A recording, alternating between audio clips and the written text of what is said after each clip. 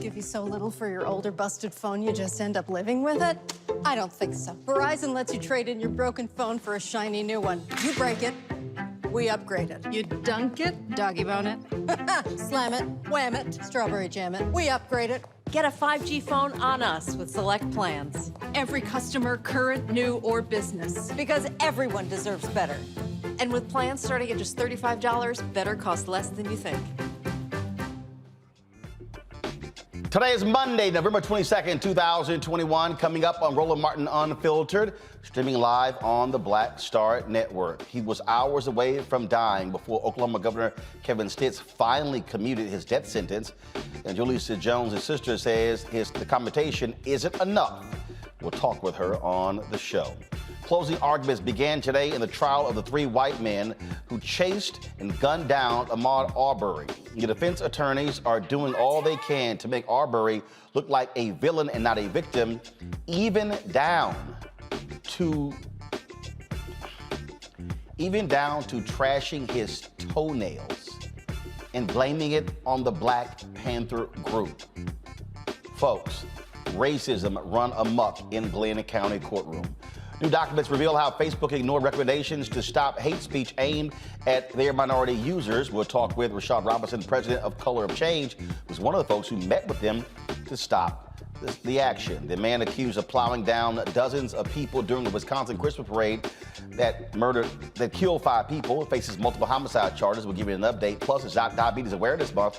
We'll talk to Grammy-nominated Gospel singer Bishop William Murphy about how he decided to take his health into his own hands and get weight loss surgery. Plus, it's Thanksgiving week. Our Fit, Live, Win segment, we'll find out if a healthy Thanksgiving meal can exist and still be tasty. Also, what you can do to stay on track with your fitness goals. It is time to bring the funk. I'm Roland Martin Unfiltered. Also, Celeste O'Brien is going to be joining us, talking about her documentary on HBO on Black and Missing. It's time to bring the funk. I'm Roland Martin Unfiltered. Let's go. He's got it. Whatever the miss, he's on it. Whatever it is, he's got the scoop, the fact, the find. And when it breaks, he's right on time and it's rolling. Best believe he's knowing. Putting it down from sports to news to politics. With entertainment just for kicks, he's rolling. It's on go, roll, y'all. It's Roland Martin, Rolling with Roland now. He's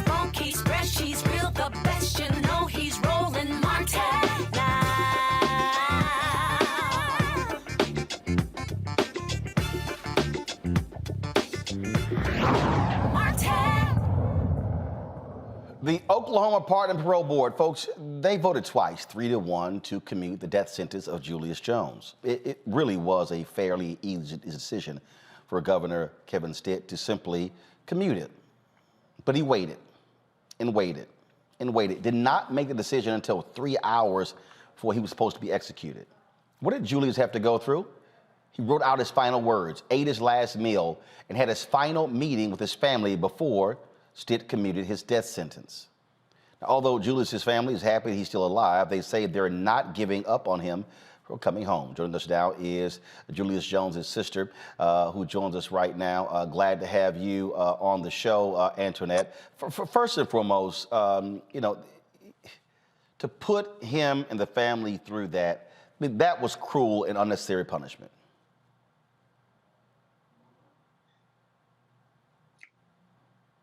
That yeah, it was inhumane, the process of it all, down to the last few hours. That was, I don't even really know what to say other than it was nerve-wracking. All I could think about was what he was going through, you know, but I held on to what God had told me, is that he shall not be executed. When you say you haven't given up, first of all, he commuted to life in prison without parole, but the parole board made clear that there are serious questions regarding this particular case, not just whether or not he should stay in prison. They're making it clear that the case should be reexamined. Correct. Not only did they vote once, but they voted twice in favor of Julius having life with the possibility of parole. So it's frustrating, confusing, and you know, I don't understand. Like just the simple fact that he didn't want to meet with us, like that right there, that was confusing. You know, he's supposed to be he's governing over the state of Oklahoma. So it just we felt ignored. We felt invisible. Those last few days, all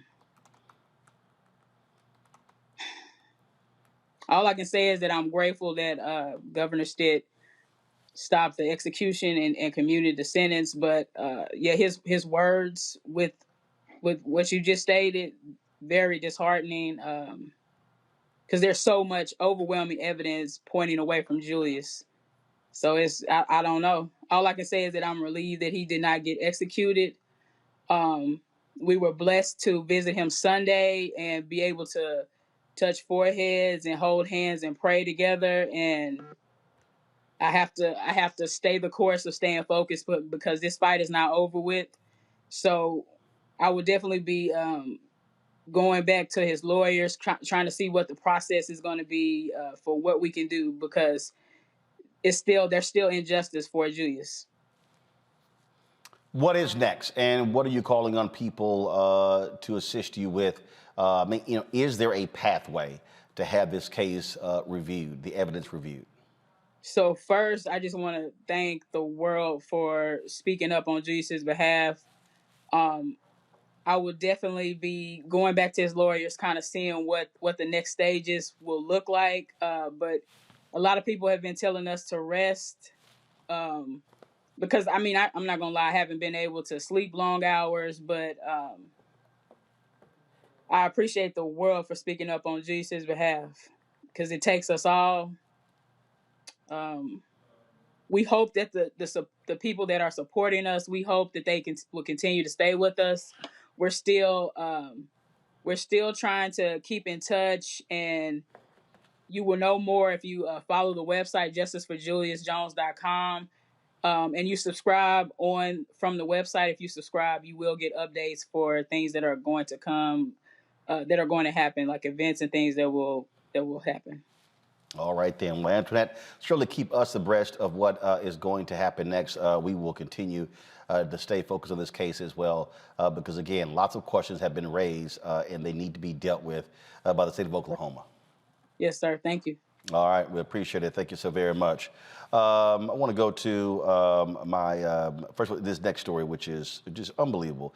Closing arguments today in the Ahmaud Arbery case, folks. And racism was just up front as the white attorneys for the three white men on trial for killing Arbery, for lynching him, just said some of the most heinous, despicable things in an effort to get the jury to agree with them to find them not guilty. Just listen to this. Travis is thinking about Ahmaud Arbery. He's thinking about what must be in his mind in order for himself to try to figure some things out. Travis knows that he caught Ahmaud going into the house. He knows that. And so Ahmaud should know that Travis knows that. He knows that Ahmaud has been down on the dock, and that Ahmaud should know he's been down on the dock, that he's been on someone else's property. He's got to know that by now, Travis is thinking. He knows it's not his home or his house under construction.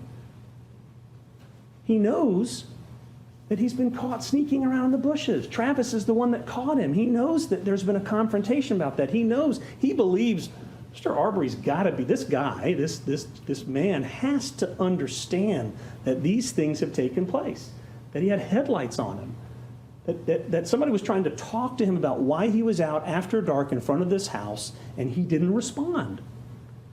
If I say to one of you, hey, how are you doing? And you just look at me and you walk away, you know you've looked at me and walked away.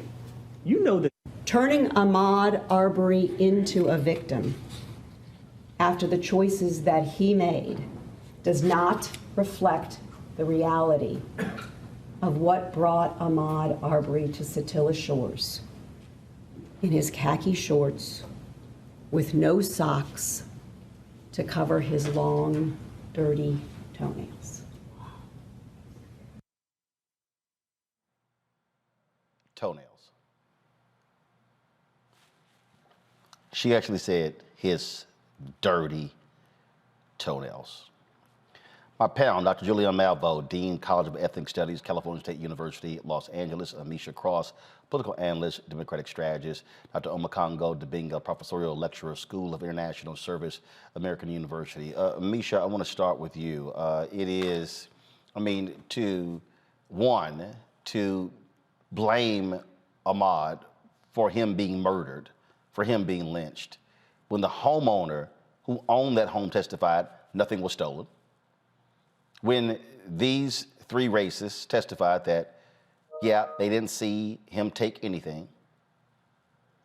They made all kinds of assumptions. But for her to stand there and his dirty toenails, that is beyond despicable. Whew, you're right. This defense got desperate a long time ago. The state put a very strong case against them in their closing arguments earlier today and outlined just why this would never fly as not only any form of self-defense, but also not even any form of real citizen's arrest. So what we see here is a woman who did what white supremacists do best. She leaned back on white fear. She leaned back on the fact that there are several people across multiple states, several white people across multiple states, who do not want Black people in their neighborhoods, who are, if something goes missing or if something goes wrong or they fear that their community has changed in any type of way, that automatically there's a Black person to blame. She fell on all of that, even though there is no evidence to present any amount of guilt for Ahmaud Arbery at all. We hear about dirty toenails in a case where the people who she's trying to protect are murderers who literally attacked a young man in broad open daylight who had no weapon, who was in retreat, who did not know them from Adam, who had every right to run along the side of the street anywhere in America he chooses to run. It was just really frustrating to watch, especially in the closing argument. This is the moment in which you're supposed to make the best case you can for the last thoughts of the jury before they go back and they make their decision. I think that because of the desperation that this defense feels at this point, they're leaning back on the one thing they know and that we've seen from some of the residents from Satilla Shores who have sat on the witness stand at this point. There are some innate racist thoughts within these individuals. And I think that because this is a jury of the McMichaels peers, be mindful. This is a jury of the McMichael's peers. This is not a jury of Ahmaud Arbery's peers. There happens to be an idea that if she can at least place one seed of fear of just a Black man being there, being in a neighborhood that she doesn't believe that he should have been a part of at all, then that's enough for them to either lessen the sentence or not convict at all. Julian, prosecutor Linda Dunikowski really laid it out and made it very plain for the jury in her closing arguments. Listen. So what are you going to hear? I don't know what they're going to say. They're good. They're good defense attorneys. They're going to get up here, and the state is so worried that they're going to make it seem so reasonable, that everything that Travis did and Greg did is just so reasonable.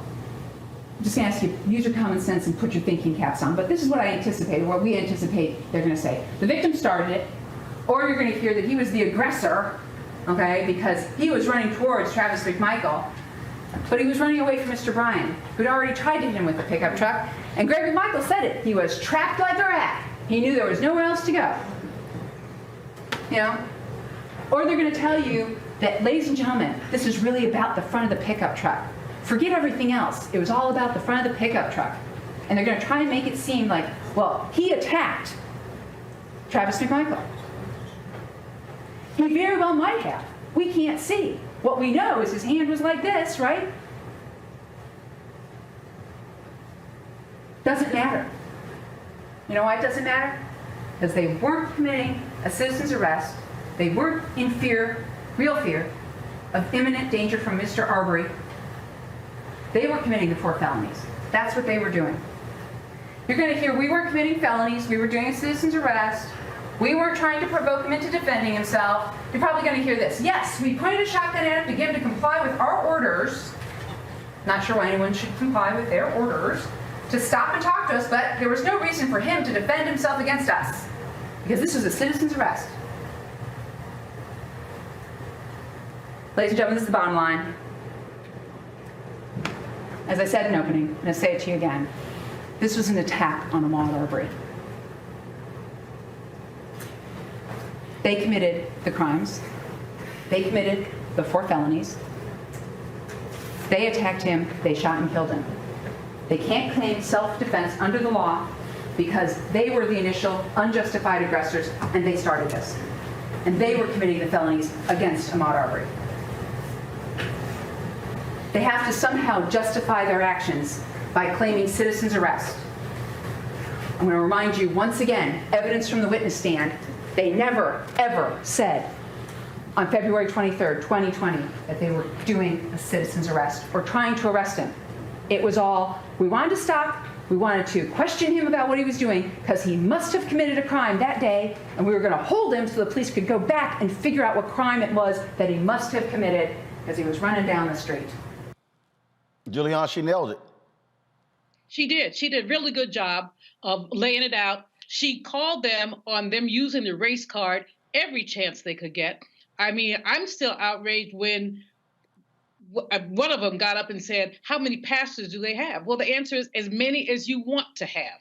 I mean, what they underestimate is the connection in the Black community. But even more than that, she was extraordinarily thorough. She put it out there. She used their words against them.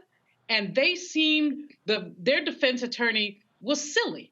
How did she know his toenails were dirty? Was she up on them? Did she go to the autopsy? Come on. What these people are doing is pandering to every racist stereotype that exists. And they're doing it because this is a climate in which we live. I mean, it's hard to watch the news. It's hard to basically inculcate the space we're in. I was talking to a friend yesterday, and she was crying about this, crying because she has young male sons, as I have young male nephews and godsons, who it's like this could happen to anybody. And years ago, Richard Wright talked about the way the Black community is connected so that a lynching, he said, in one city had reverberations everywhere. And that's what we're seeing again. The Black community is outraged, is stunned, is hurt, but we have been reminded yet again that white supremacy is the law of the land. Omakongo. I gotta say, Roland, you send the prep articles, for us to be, and everything what we're gonna talk about. I see this stuff trending on Twitter, and but this is actually the first time I actually heard the part about the toenails. I hearing it, and it hit me dead in my tracks, man. You got the parents sitting there watching this trial, watching their son be dehumanized every day. And then you go that low. So we understand the whole thing about have you no shame. We know that have no shame. But the fact of the matter is, when all else fails, lean on white supremacy, lean on white hatred towards black people, lean on white dehumanization. This is really tragic. And to be quite honest, in any other situation, when you remove whiteness from it, we would all say, this is a slam dunk case. How could somebody do this? We have to remember that this case, what happened to Arbery, is the reason why they got rid of the citizens arrest laws in Georgia, which are also rooted in slavery, which are also rooted in the times where we didn't have a police force, and these guys were deputized to go and get people who were freed. And so this is rooted in slavery. And so we're coming up to a lynching in 2021, and they're using the same tactics. And if they get over with this one, this is 10 times worse than the Rittenhouse case.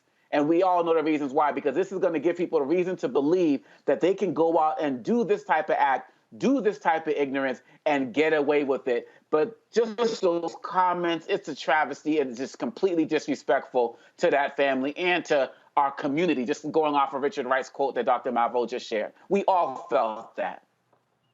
Indeed, indeed. Folks, got to go to break. We come back on Roland Martin Unfiltered. Facebook, what's up with your algorithm and screwing over black people? The civil rights organizations told y'all this was going to happen, told you to fix it. But they said, what the hell?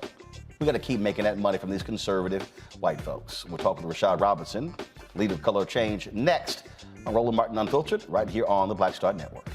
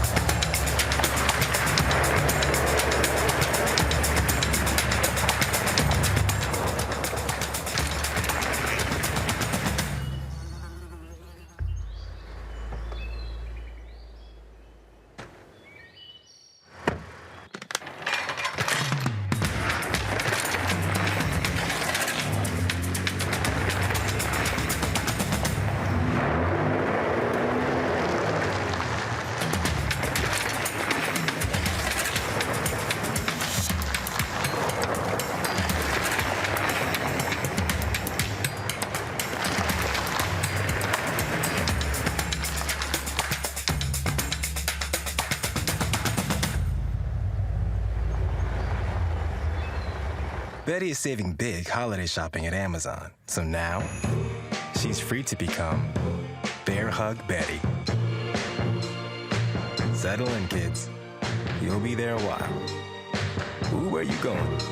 I'm about to give you something that's gonna put you in that, you gonna remember this. Yeah, we was on tour. So Brian wanted to be the headliner. Now, you're headliner with New Edition. So we're like, okay, you wanna be a headliner? Not a problem. Since you think you big and that big and bad, okay? Yeah.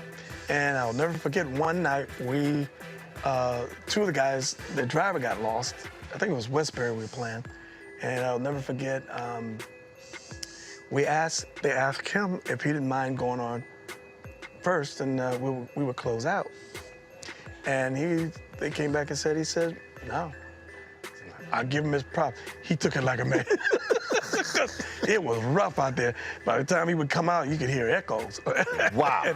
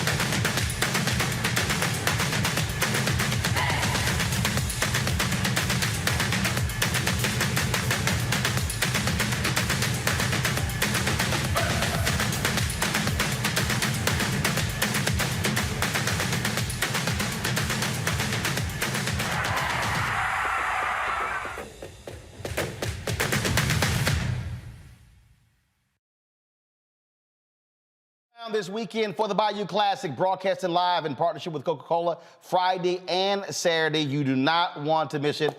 So Black Star Network will be on the scene. That's right, covering the coaches' luncheon on Friday. We'll be broadcasting Friday night. Then, of course, we'll be broadcasting from the Fan Zone. There's a parade Saturday morning, broadcasting that. Plus from the Fan Zone, in addition, we'll be broadcasting the halftime. That's right, y'all. Don't worry about the rest of these folk. Don't worry about it. NBC doesn't show it. We'll be showing you the halftime show right here on the Black Star Network.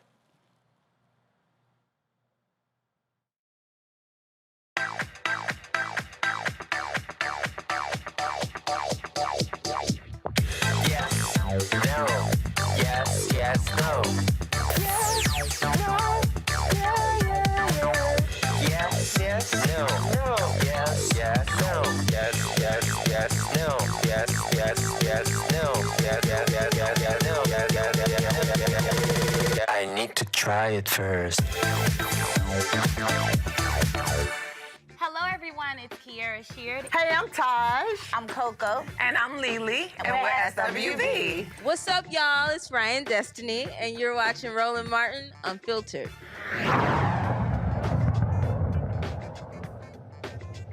Hashtag, we tried to tell you. That's what civil rights groups are saying to Facebook. Well, researchers conducted a study gathering the worst of the worst hate speech content on the platform, and Facebook's top leaders, whatever. Slurs and comments against minority groups, including black folks, were most prevalent. However, Facebook decided to keep a, quote, politically neutral stance and maintain its current system. The system aggressively removes posts about whites and Americans more than any other group. But why do they also keep the information from the black woman who was auditing in the civil rights audit? Joining us now is the president and CEO of Color of Change, Rashad Robinson, one of these civil rights leaders who had been meeting consistently with Facebook on this issue and so many others. This Washington Post story should be no shock at all to you, Rashad, because y'all kept saying it. And Facebook, Mark Zuckerberg, Sheryl Sandberg, and the others kept giving y'all the runaround, and frankly, we're lying to y'all faces. So for years, I mean, Roland, you and I have talked, I feel like it's deja vu. We have talked about this multiple times over the last couple of years, and you've consistently covered this and brought this up when other folks didn't. But for years, we have been exposing this to the point where Facebook even hired a firm to launch attacks on us. And we only found out about that when the New York Times exposed it. So we have been through this time and time again. So a couple of weeks ago, when the Washington Post called me to read me into the paper to get me to comment on the story, and they walked me through sort of what the research had found and what Joe Kaplan, who's the head of policy, and folks might not know who Joe Kaplan is, what he sort of does at Facebook, but Joe Kaplan is Brett Kavanaugh, Justice Brett Kavanaugh's best friend. He helped quarterback the Brett Kavanaugh while. Rashad, hold tight 1 second, because we're getting like every other word. You're breaking up. I don't know what if you're on Wi-Fi or whatever. And so folks, if y'all could just quickly fix that, because we want to hear what Rashad has to say. We don't want it to be choppy. So y'all let me know when y'all cleared the signal up, please. And so let me do this here. I'm going to pull in my panel real quick. But again, let me know when y'all have fixed Rashad's audio. And so let me know, please. This story is important, and what the work of these civil rights organizations is critically important, Makongo, because they said it. They were very clear, and Facebook kept giving them the runaround. And then finally they said, fine, we'll do a civil rights audit. But this report, which we only know because of the whistleblower, this report shows they hid the information from the black woman doing the audit. Yep.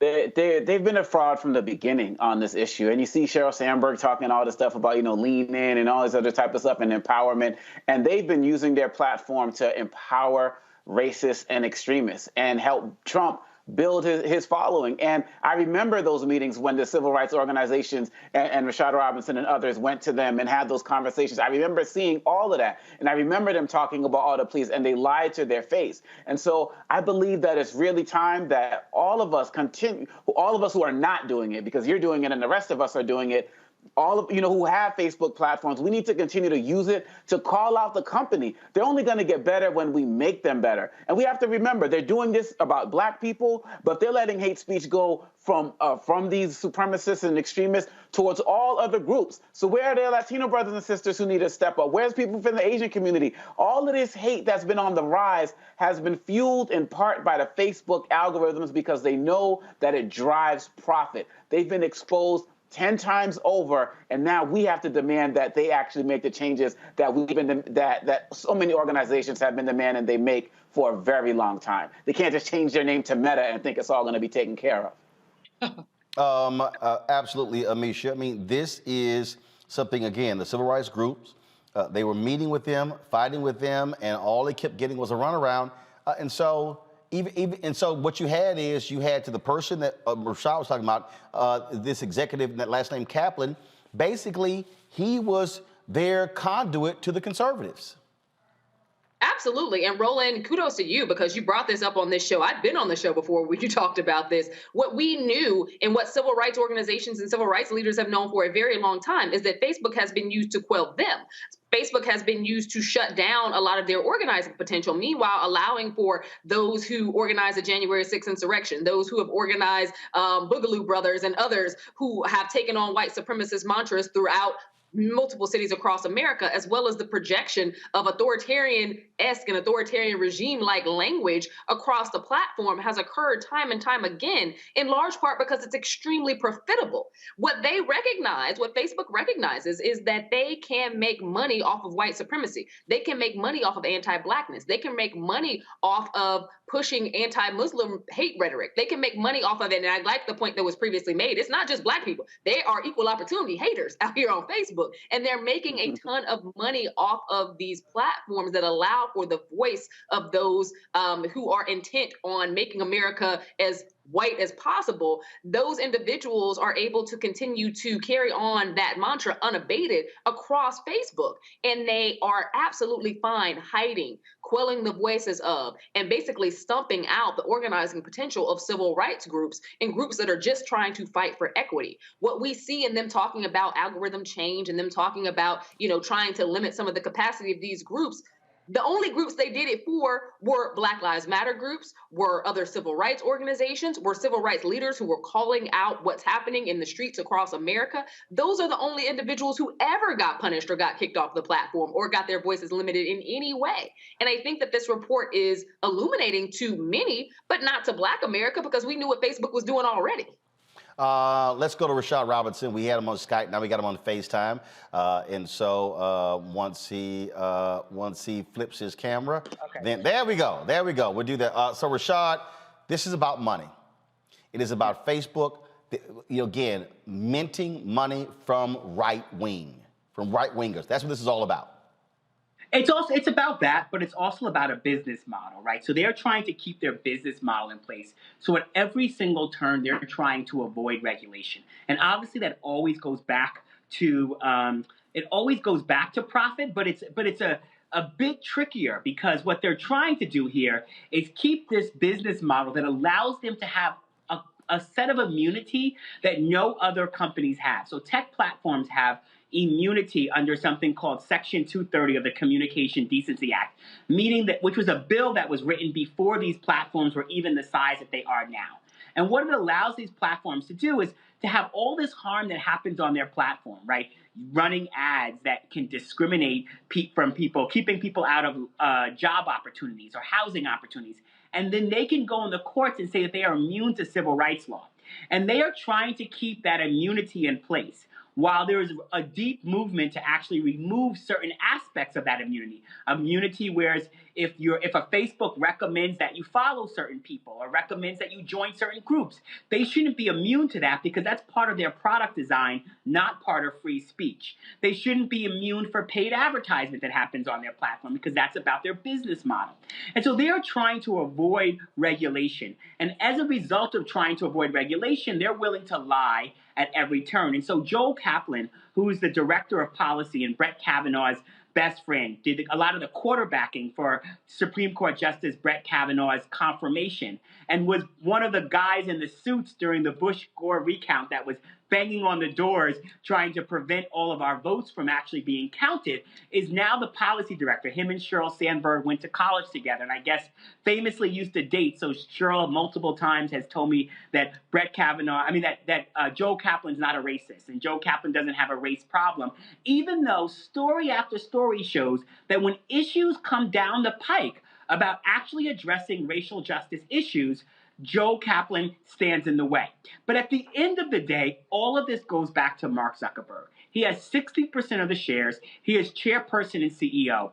Back in the summer of 2020, I was on a Zoom call with Vanita Gupta, who was then at the Leadership Conference on Civil Rights, and Sherlyn Ifill from the NAACP Legal Defense Fund. And I challenged Mark directly about Joe Kaplan. And Mark actually shot back and said that he makes the decisions, and he's the one that keeps Joe Kaplan in this place. And so for all of us, we have to recognize that until Congress steps in and removes immunity for these types of actions and actually changes the business model so that this company can no longer harm us, it's going to continue to do it. And I think the big thing, Roland, that we all have to remember is this country has done this before with big companies. The reason why our seatbelts work in our cars is not because the auto industry is benevolent. It's because there's accountability, there's regulation, there's infrastructure that oversees it. The reason why we can go into a supermarket and pick out meat, and that for the most part it's safe, is because there's infrastructure there and accountability and consequences when it's not. The tech companies should not have this type of immunity. Only folks that have the type of immunity that tech companies get right now are police officers, and we know how that works for black folks. So what are the civil rights groups going to do? Look, the story's out. We now know that they lied to the auditor, hid information from her. What are y'all going to do? Well, the clearest thing is that we have to hold Congress accountable for regulation. You know, I really stopped meeting with Facebook sort of after these last couple of sets of lies. I mean, we are still in engagement around, at the very least, their updates on the audit, but on a day-to-day basis, our focus has to be on Congress. Self-regulated companies are unregulated companies. And we actually can't get to a place to have any conversation with Facebook if at every turn they can lie to us without consequence. And so there's going to be a set of hearings coming down in Congress. There's one with the Committee for Energy and Commerce on December 1st. It looks like there'll be another one coming down the pike on December 7th around cybersecurity, homeland security, and disinformation. Each of these hearings are looking at different pieces of legislation, some from members of the CBC, like Congresswoman Yvette Clarke, who's been a real sort of leader on pushing that, a number of bills coming out of the Senate as well.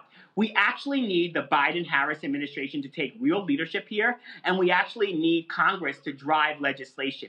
The fact of the matter is that what will happen in 2022 and 2024 will be an absolute disaster when it comes to disinformation and misinformation if the last two elections are any sort of guidance. And it's not just here in the United States.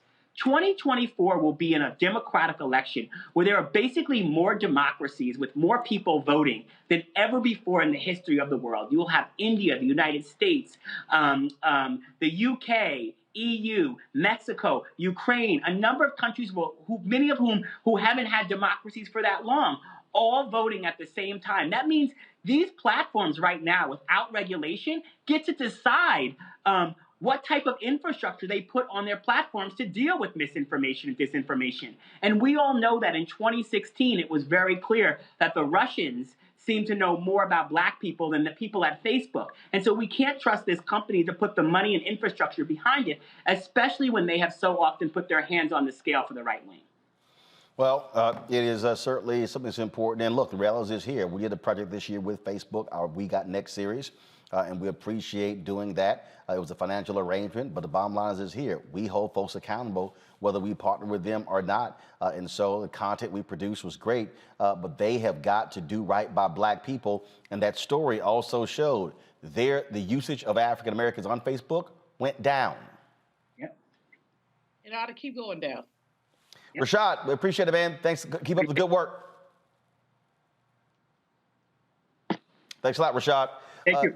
Julian, you want to make a comment? Go ahead. Absolutely. I wonder what would happen if we just all decided we would boycott Facebook. I've been on there forever, but I'm seriously considering getting off because basically this is about the triumph of global capitalism. And we understand that global capitalism is really about extracting surplus value for the glory of people who are capitalists. I've discussed it with Sheryl Sandberg. She basically puts herself out there as a feminist. She's not a feminist. She's a global predatory capitalist who exploits people for her own good. So again, I think I would ask all of us to just think about whether or not we need to get off Facebook. Well, that is a question that we'll, see what the civil rights organizations, what is going to happen next. We'll hear what the others have to say as well. All right, folks, hold tight 1 second. When we come back, we'll talk with Soledad O'Brien. She has an upcoming documentary on Black and Missing, an issue that we know that you care about. We'll discuss that next right here on Roland Martin Unfiltered on the Black Star Network.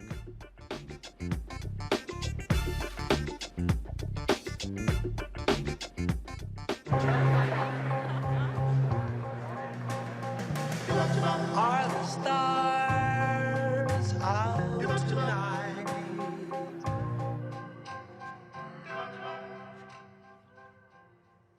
Alexa, play our favorite song again. Okay.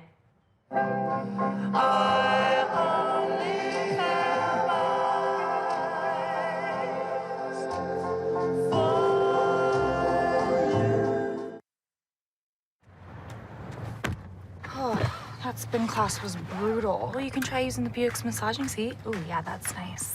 Can I use Apple CarPlay to put some music on? Sure. It's wireless. Pick something we all like. Okay, hold on. What's your Buick's Wi-Fi password? Buick Envision 2021. Oh, you should pick something stronger. That's really predictable. That's a really tight spot. Don't worry. I used to hate parallel parking. Me too. Hey. Really outdid yourself. Yes, we did. The all-new Buick Envision, an SUV built around you. Once upon a time, there lived a princess with really long hair who was waiting for a prince to come save her. But really, who has time for that? Let's go. Feeling myself. I'm feeling myself. She ordered herself a ladder with Prime one-day delivery, and she was out of there. I want some hood girls looking back at it and a good girl in my tax bracket. Now, her hairdressing empire is killing it. And the prince, well, who cares? Prime changed everything. Hi, I'm Eric Nolan. I'm Shantae Moore. Hi, my name is LaToya Luckett, and you're watching Roland Martin Unfiltered.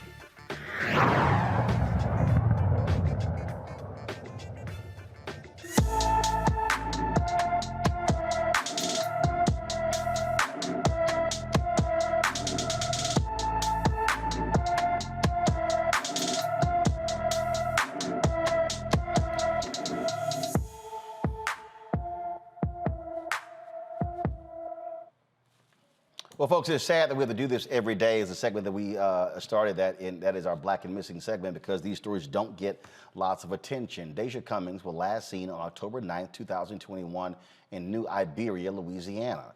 The 20-year-old stands 5 feet inches tall and weighs 115 pounds. Deja has brown hair and brown eyes. She has 3 tattoos. One on her left wrist has the name Dwayne, and the name Alfred is on her right. She also has the name Nyla on her chest. Anyone with knowledge of Deja's whereabouts should contact the New Iberia, Louisiana Police Department at 337-369-2306. That's 337-369-2306. Now, tomorrow, HBO will release a new 4-part documentary called Black and Missing, showcasing the inspirational stories of Black people searching for their missing loved ones. Joining me now is the creator of the documentary, Soledad O'Brien. Soledad, always glad to have you. How you doing? Hi, Roland. Always nice to see you as well. Thanks for talking about the documentary. So how did these originate? A couple of years ago, 3 years ago now, actually, one of our development producers was really interested in 2 women who I think you know, Derica Wilson and Natalie Wilson, their sisters. Black Girls Rock actually featured them, gave them an award one year for the work that they're doing with their Black and Missing Foundation. And we were convinced that they would be a great doc if we could embed with them and really follow what they do, which meant a little bit of convincing, because as you well know, doing what we call a follow doc means that you have to commit to having someone follow you around with a camera all day for many days. So after shooting for about a year and a half and kind of getting it all together, we pitched a multi-part doc series to HBO, and it has its debut tomorrow, and then second part airs on Wednesday. Well, absolutely. I've had them on the show, my TV One show, and this one many, many times, and certainly appreciate the work that they are doing. And the reality is that that in this country, if you're a white woman who comes up missing, all of a sudden it's going to be massive coverage because what do we have? We got white male executives who are running these newsrooms, who are the executives, and that's what they consider to be, you know, ratings gold, a missing white woman. Black folks come up missing. It literally takes protest and pressure for them to cover it. And hell, that's 3-4 weeks later, and you've missed those critical 48, 72 hours. Yeah, I didn't realize before we started doing the doc that it was Gwen Ifill, who you know, who passed away now quite a while ago, but was a journalist and a colleague who coined the missing white woman syndrome. And that syndrome is almost the flurry of activity that happens both within a newsroom and outside of a newsroom when an attractive white woman is missing. And listen, I think when someone is missing, we should throw resources at making sure that they're getting coverage. But I believe it should be for everyone and not correlated to people that news executives or news producers identify with or find attractive only or think that only their stories matter. And of course, that was a panel that took place, I believe, at an NABJ convention. Here's that actual clip. Woman, we're going to cover. I call it the missing white woman syndrome. If there's a missing white woman, we're going to cover that every day. It's true. So I think we need to keep our focus. I call it the missing white woman syndrome. Of course, all the black journalists, we understood that because, frankly, we worked in these newsrooms and we've seen how the marshaling of resources and it's wall to wall, and you're sitting there going, really? I've never seen it for a black person. Yeah. Yeah. And it's, you know, and you really don't even see a lot for people of color generally, right? And it's certainly not the chaotic, the degree to which you say wall to wall. It literally is sometimes all day coverage of somebody who's missing. We've all seen that. And so, yeah, I think it is really unfortunate that what ends up happening, because TV news is a zero-sum game, you leave people out of that. And I'm always surprised, maybe I'm not surprised, that news organizations don't sort of ask themselves, why do we do that? I mean, in the middle of our documentary, in the second part, Neil Shapiro, who at the time, we run a clip of, at the time he's asked about it as a news division president for NBC News, and he says race is not a factor in how these stories are covered. Bullshit. I mean, but that's so bullshit. I mean, it is so simple to go, here is the wall of missing white women that, again, can fill numerous walls, and I don't see even a picture frame of a missing black woman. I mean, it simply is not there. I mean, so it's like, oh, no. So what is it? How is all these white women, but no black women, but no, it's not race. Yeah, and you know, to me, someone who's a news division president, that's what he was at the time of that interview, saying that, it makes you realize, well, then you have a tremendous blind spot, because obviously the data doesn't agree with you. And almost everybody would say, no, race does play a role. You might want to debate what kind of a role, but race does play a role. And so then what other things are you missing? I mean, you're the president of the news division, right? And what else are you missing if this thing is something you don't see? We really wanted to tell the story of, and very compelling stories of missing people, missing women whose stories, you know, either somebody had to fight and protest to get coverage, or to really think about, you know, why were these stories just ignored in the first place? The women from Black and Missing, and since I know you've talked to them, then you know this, would say, listen, number one, law enforcement often is just less interested, or they're not very, you know, they'll call someone a runaway, or they frame them in a certain way that doesn't necessarily inspire a community to care about them. Oh, look, we covered the young black kid who came up missing in Louisiana, and the cops said, oh, he might have just, you know, visited a friend's house, went to a football game.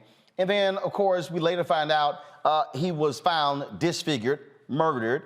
And then we hear that this white woman and her son picked him up from the house. Mom never knew and didn't know his whereabouts. And again, all of that crucial time where the cops just dismissed it, or what they do is they'll dismiss somebody African American by saying, you know what, they probably just ran away, so call us back in 48 hours.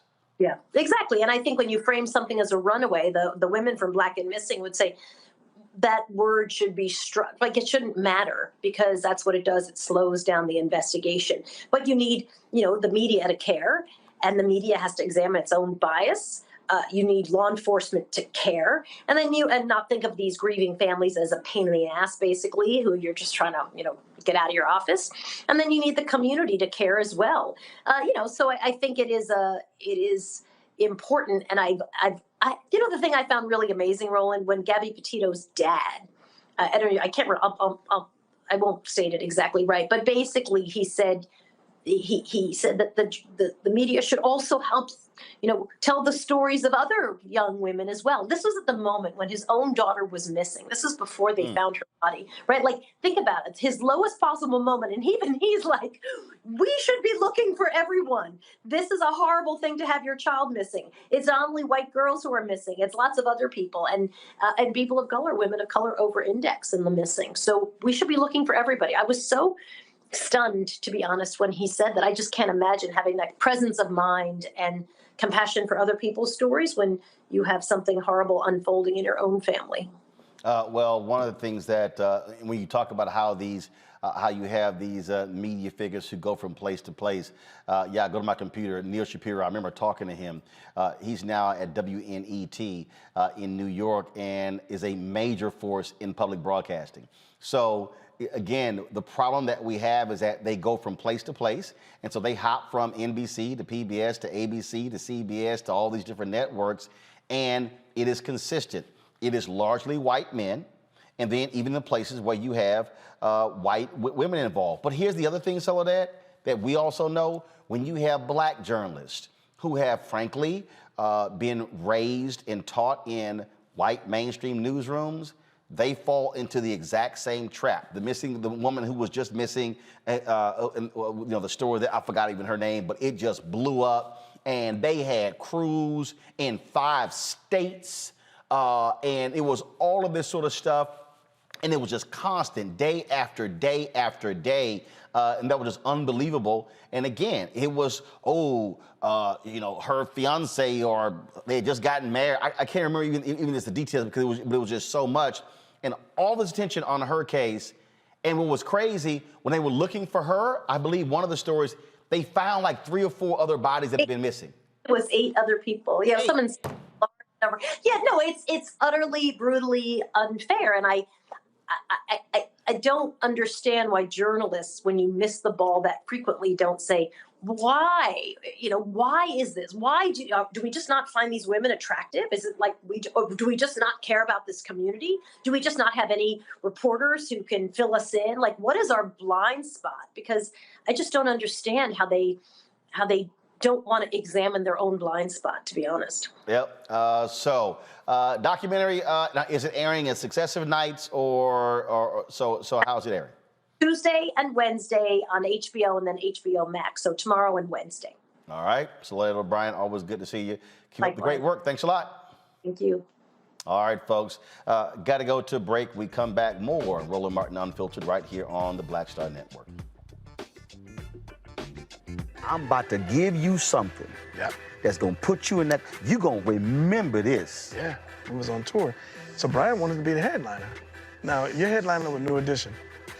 So we're like, okay, you want to be a headliner? Not a problem. Since you think you big, that big and bad? Okay. Yeah. And I'll never forget one night we, 2 of the guys, the driver got lost. I think it was Westbury we were playing. And I'll never forget, they asked him if he didn't mind going on first, and we would close out. And they came back and he said, no.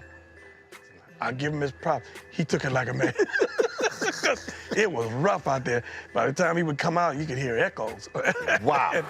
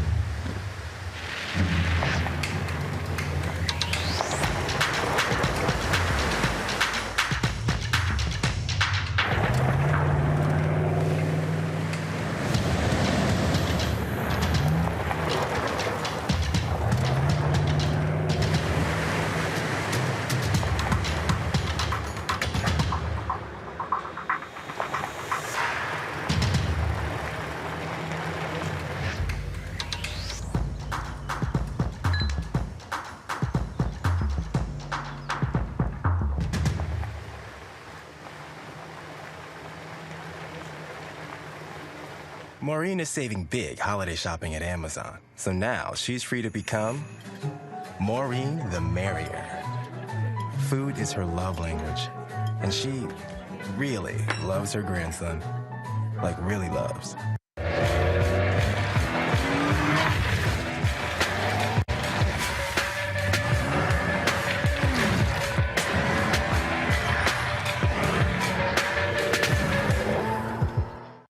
Hey, I'm Donnie Simpson. What's up? I'm Lance Gross, and you're watching Roland Martin Unfiltered.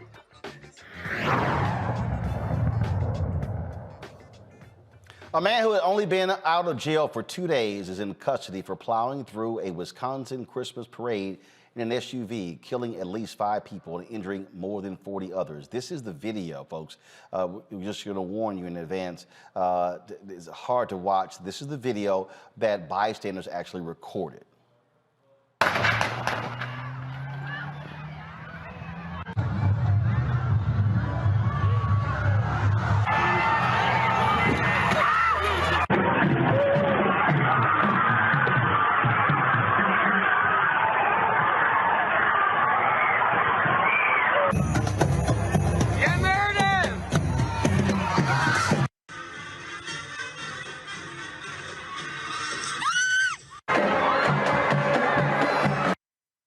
Darryl Brooks is facing 5 charges of intentional homicide for careening through barricades and running over dozens of people watching and participating in the Waukesha parade. Now, several children are among the injured. Authorities expect the death toll to go up, as well as additional charges for Brooks. They say that this was not a terroristic attack. That's what the police chief actually said. Let's go to our panel here. This is obviously shocking and stunning to actually watch and witness. And again, no idea what happened here. All kind of different reports. Was fleeing another crime. All kind of different stuff. They have no idea, and so waiting to get more information. But these are some of this. One of the things that I keep saying is that that we have to confront. We're dealing with evil in this country. When you look at mass shootings, when you look at things along these lines, when you look at what happened on January 6th, we're talking about evil in this country. And here is a parade. Here is you think about what happened in Charlottesville, same thing as well. And again, we'll find out later what the motive is, but this is beyond tragic. Roland, watching that video is heart-wrenching. But more than that, we have to ask, we don't know what the reason is, but not only is there evil, but there's some mental health problems that are lurking around our country. There are too many people who are too GD crazy. And they are acting their crazy out on other people, taking their cars or their guns and just shooting at people. And we're basically, as a country, powerless to do anything about it. And so, as I watched it, I just cringe. You have a bunch of happy people celebrating Thanksgiving, the grannies especially, I guess because I'm almost a granny or something, but the grannies who were out there doing their little stepping, it was cute. And then you have this lunatic come barging at them with this gun, with this van. We have to really spend more time with mental health issues, because it's not only evil, but it's evil compounded with crazy. We don't know what happened to that brother in jail. And I don't want to speculate, and that's no excuse. But we have to acknowledge how weak our mental health infrastructure is. Amisha. No, I agree with everything that Dr. Malvo just said. I think that I had purposely not watched the video, so this was my first time actually seeing it full throttle. To think that anyone could drive full speed through a parade, a holiday parade, families, children, small children, elderly people.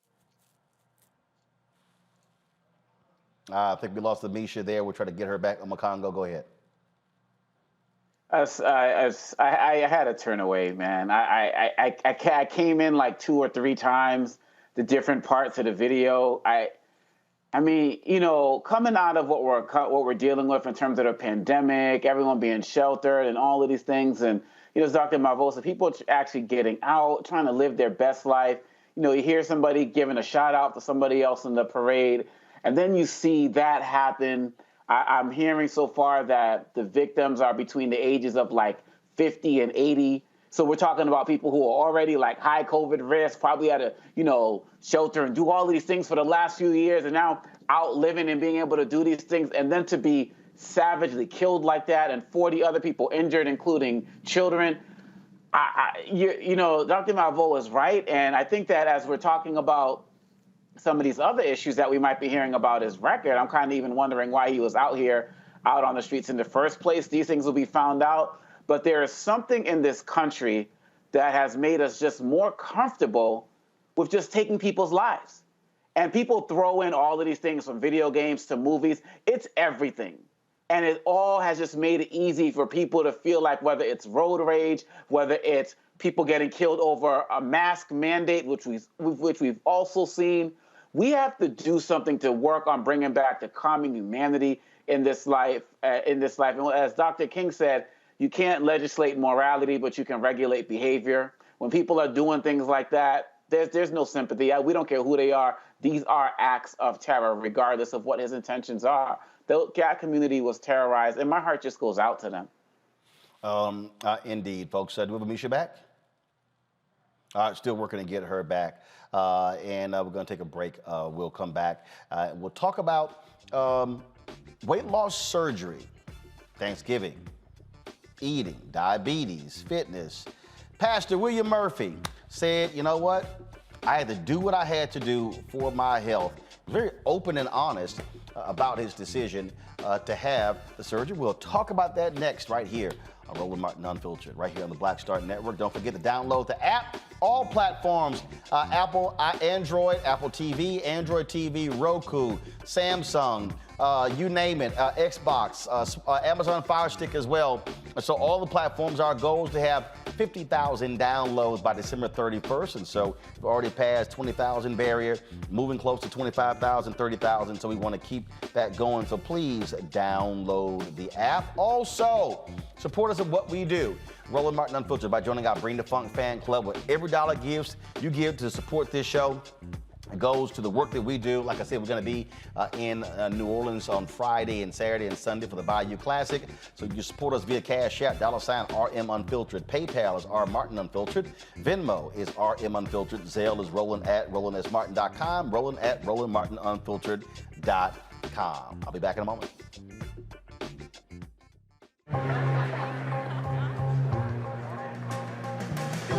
Are the stars out tonight?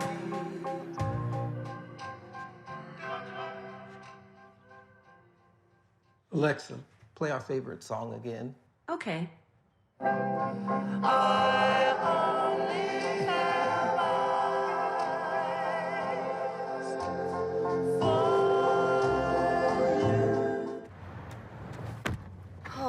That spin class was brutal. Well, you can try using the Buick's massaging seat. Ooh, yeah, that's nice. Can I use Apple CarPlay to put some music on? Sure, it's wireless. Pick something we all like. Okay, hold on. What's your Buick's Wi-Fi password? Buick Envision 2021. Oh, you should pick something stronger. That's really predictable. That's a really tight spot. Don't worry, I used to hate parallel parking. Me too. Hey. Really outdid yourself. Yes, we did. The all-new Buick Envision, an SUV built around you. All of it. Once upon a time, there lived a princess with really long hair who was waiting for a prince to come save her. But really, who has time for that? Let's go. Feeling myself. I'm feeling She ordered herself a ladder with Prime one-day delivery, and she was out of there. I want some hood girls looking back at it and a good girl in my tax bracket. Now, her hairdressing empire is killing it. And the prince, well, who cares? Prime changes everything. But I'm back at it and I'm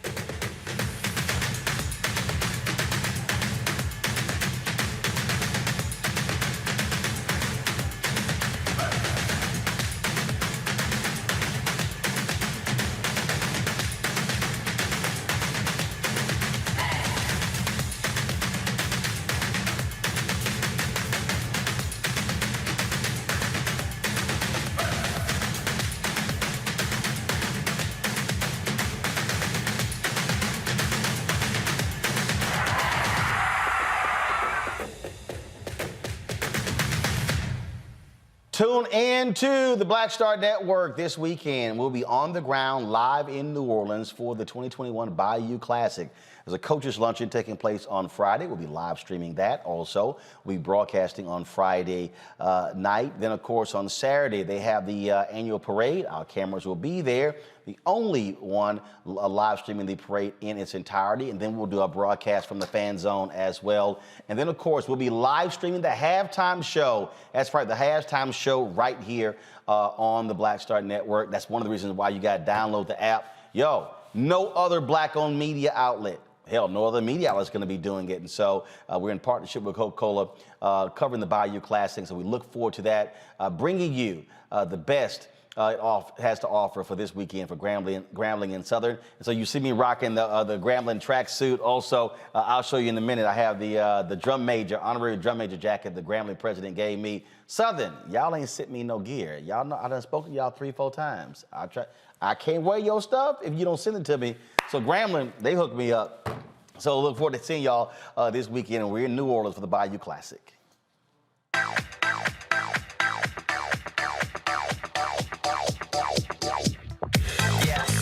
No. Yes, yes, no. Yes, no. Yeah, yeah, yeah. Yes, yes, no. No. Yes, yes, no. Yes, yes, yes, no. Yes, yes, yes, no. Yes, yes, yes, yes, yes, no. Yes, yes, yes, yes, yes. I need to try it first. Hey, I'm Amber Stevens-West. Yo, what up, y'all? This is Jay Ellis, and you're watching Roland Martin Unfiltered.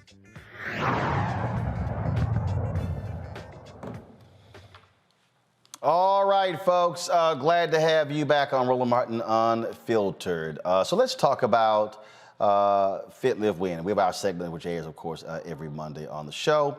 And my next guest, well known, you know his music, you know his preaching, but he also went public and talked about what he decided to do when it came to his weight, when it came to dealing with diabetes. And so Pastor William Murphy joins us right now.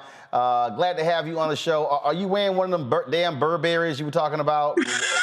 I mean, you and Pastor Jamal Bryant, y'all were going back and forth about some damn Burberry shirt. I'm like... Oh my good Roland, now you know that sounds like a little bit of hating going on there. No, I'm not hating, I'm stating. I'm not wearing a Burberry tonight. I mean, y'all were going back and forth. He took the Burberry, supposed to lead the Burberry. You finally could fit the Burberry. Man, listen, so, you know, he comes to my house, he goes through my clothes, and instead of taking the fat clothes, he takes my skinny clothes. So that was the argument.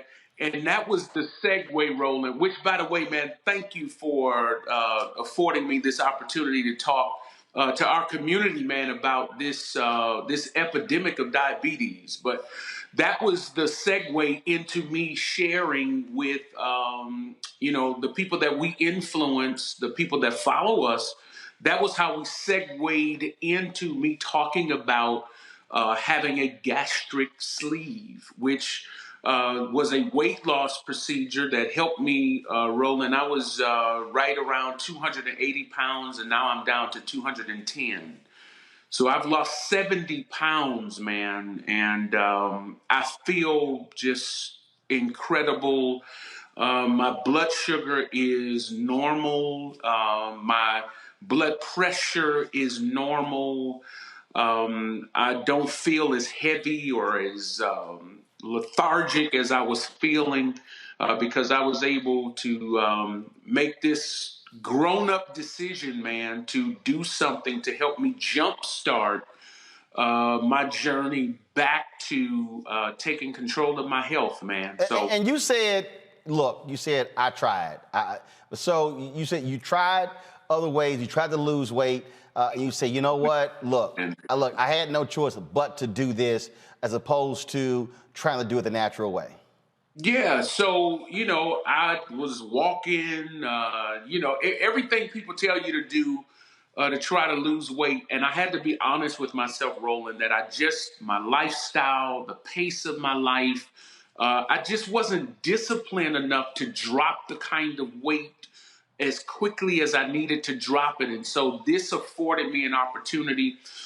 Dr. Ronald Moore, who's a friend of our family now out of Fort Lauderdale, afforded me an opportunity, man, to jumpstart my health journey. And of course, it's afforded me an opportunity to think differently about food, portion control, sugar intake. It's given me an opportunity to reset my life as relates to how I even think about food and how I use food. And as a result, now I'm really interested, and we're working on, I don't know if you call it a docu-series or a reality show, but we're working on something now that addresses the epidemic of diabetes in the African American community. And so I realized that one of my brothers actually passed away maybe 7 or 8 years ago, complications from diabetes. My father has struggled with diabetes for as long as I can remember. And I never had an issue with diabetes until my mid-40s. And so now I'm finding myself overweight, not really managing my diet the way that I need to, and now having to defend myself against diabetes. And so this was an alternative. And of course, again, I had an opportunity to do it. I had enough resource to do it and enough relationship to do it. And I'm feeling so much better. So now there are other folks who have actually had similar surgery and they want to keep it quiet. Oh no, I know a well-known preacher out of Chicago had folks sitting here praying for him. And was making this, and people like, did this cancer return? And I mean, I remember I was there, and it was this huge deal. He had a damn surgery. And it was like, look, bro, I mean, don't sit here and have folk out here, you know, thinking you had cancer and they praying for your health to return, because he didn't want to tell people that he had the weight loss surgery. Right. And, fake it till you make it. We find that in our community. And I felt like, Roland, I had an opportunity to really address something. I'm finding out now that the risk of diabetes is between 70 to 80% higher in Black communities than it is in white communities. That we experience diabetes and complications more than white folks. So I'm realizing now, wait a minute, I have a responsibility to be honest. I mean, that's what the gospel is all about. That's what we do. It's not about being perfect. It's about being honest. And I felt like I had a responsibility to be honest and say to our community, listen, this was not the lazy way out. This was not the cowardice way out. It took a lot of work, a lot of research, a lot of courage to do this. And of course, after having the procedure, now the hard work really begins, because, I know a lot of folks who have had the procedure, and, you find them 3, 4, 5 years later, and they look like they looked before they had the procedure. So this is not something that you have and you good for the rest of your life. You've got to maintain the discipline in order to stay where you are. So, I'm 210 now, brother, but I could be 310 if I don't do the work. And so I felt, responsible to be honest with our community and say to them, listen, I needed something to help me jumpstart the journey. And so that's what we did. And, I'm learning again how to, they're laughing at me now because I'm eating sea bass and salmon and, they judge me, Roland. And, before I was eating hot dogs and hamburgers and pizza and man, what I wouldn't give for a deep dish pizza right now. Well, I had, look, I've had some folk try to act the fool when I posted videos of me cooking salmon, and I'm like, first of all, you ain't eating it, so I don't really care what you think.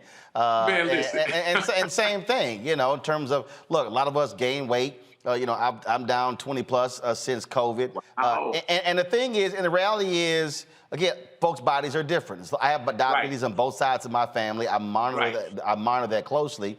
And same thing. My blood sugar is normal. My blood pressure, is 118 over 65. Good for you, brother. But the thing is, I'm constantly getting it checked. And that's the other thing, because a lot of folk walk around and they don't know. Questions on Congo. Your question for Pastor William Murphy. Yes, first of all, I really want to commend you on your honesty in everything that you're doing. And one of the questions that I would like to, no doubt, one of the questions I would like to ask is, for people who are considering this surgery, what are some of the immediate steps you need to take after the surgery? Is it an immediate diet change, like it's immediate, salmon as opposed to the pizza? Or is it more of a gradual thing? Because I think people are so caught up in the quickness of the surgery, they think it's like an instant switch. Right. Well, thank you for your question, man. It's immediate. Like, some people ask me, well, can you eat this or can you eat that?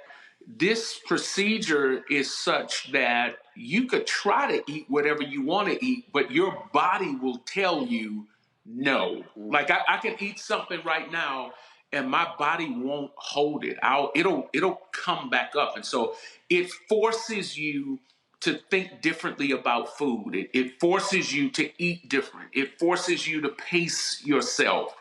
It forces you, to cut back on carbs and starches. And like right now, I'm not eating a lot of bread right now. I can eat some bread, but I can't eat a whole lot of bread. So now what I'm doing is I'm developing a habit where it's not necessarily a crash diet, but it's my life diet. It's how I'm learning to use food now and not abuse food. So the change was immediate. Yeah. Julian. Brother Bishop, first of all, congratulations. You look fantastic. So congratulations to you. Now I want to ask, I have a couple of colleagues who've had the sleeve, and most of them, their health plan covered it, but the health plan forced them to go through a period of rigorous counseling, et cetera, beforehand. Did you do that? How long were you in counseling? Yeah, well, praise God. We were able to do it without having to include the services. Now, of course, I do know some other folks who had to go through counseling, and I would recommend the counseling because, again, it's an entire mental shift that you have to make as relates to how you think about food and eating. Because the reality is, many of us are using food as an emotional crutch and not as a means of nourishment. And so you needed the entire the counseling piece, the therapy piece, because it helped you to reset your thinking as relates to food. So I didn't have that experience where I had to go through the counseling. But of course, with the counsel of my primary physician, Dr. Sharika Newman, and some other folks in my circle who had some experience with the procedure, I sort of had a jump start and an advantage as relates to the mindset after having the procedure. So, and I would recommend anybody who is overweight and starting to have those medical issues like diabetes, hypertension, some of those other issues, I would recommend that you go to your healthcare provider because there's a huge possibility that it is covered in your plan. All right, then. Pastor William Murphy, I appreciate it. I will tell folks if y'all want to get jump started on working out, y'all just put on praise break, and that'll get you going. Man, listen, Roland. Let me thank you again for this opportunity, and let me tell the listeners on the 4th of December, You just mentioned one of the records from my last record, Settle Here, but on the 4th of December, we're recording the new record, Roland. You're going to love it. It's called Worship and Justice. And one of the title track, the first line says, "You can't have worship if you don't have justice." And I'm going to leave you with that. And it ends with no justice, no peace. So, Roland, thank you, man. Well, first of all, that's a great day to do it. Your color scheme on that day, it should be black and old gold, considering that it will be the 115th anniversary, December 4th. Of the only real fraternity that exists, and that is Phi Alpha Fraternity Incorporated. So, and I know your buddy, Pastor Jamal Bryant, belongs to Bishop McKissick, who was in Omega. Right. They have a whole lot to say about that. Both of them belong to youth groups. They're youth groups, but they know. Roland, they know. I'm not in it. They know they have to bow down, always bow down, and always they got to say, "Who's your daddy?" And that's Alpha. Roland, on the show that I'm on, really, I'm just... Yes. So let your dear friends know that you chose the correct date on which to record your new album. I will be doing some R&R on that day in Hawaii, relaxing. Wow. But trust me, I will let everybody know that Alpha will be reigning supreme on that day. And even when I'm out from the show, there'll be a guest host on that, let's see, I think December 3rd is a Friday. It's a Friday. It's all good. There will be a video that will be left with instructions on that day. Pastor Murphy, I appreciate it, my brother. Thanks a lot. Man, we love you and we appreciate you, man. Keep doing what you're doing. You're making a huge difference in our community. We don't know what we do without you, man. We love you and we're praying for you, okay? I appreciate it. Thank you very much, sir. Thanks a lot. You. All right, folks, let's go to a break. We'll be back. Roland Martin Unfiltered on the Black Star Network, owned by the Black and Old Gold.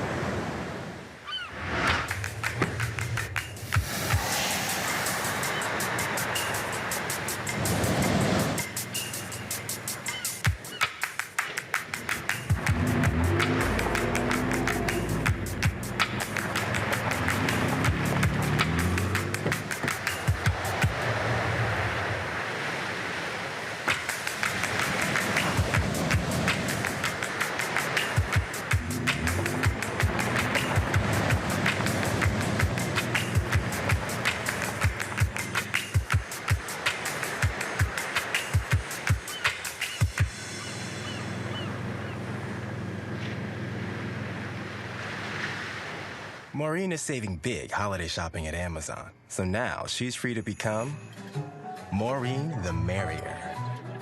Food is her love language, and she really loves her grandson. Like, really loves. I'm about to give you something that's going to put you in that. You're going to remember this. Yeah, we was on tour. So Brian wanted to be the headliner. Now, you're headliner with New Edition. So we're like, okay, you want to be a headliner? Not a problem. Since you think you big, that big and bad? Okay. Yeah. And I'll never forget one night we, two of the guys, the driver got lost. I think it was Westbury we were playing. And I'll never forget, they asked him if he didn't mind going on first, and we would close out. And they came back and he said, no. I'll give him his props. He took it like a man. It was rough out there. By the time he would come out, you could hear echoes. Wow.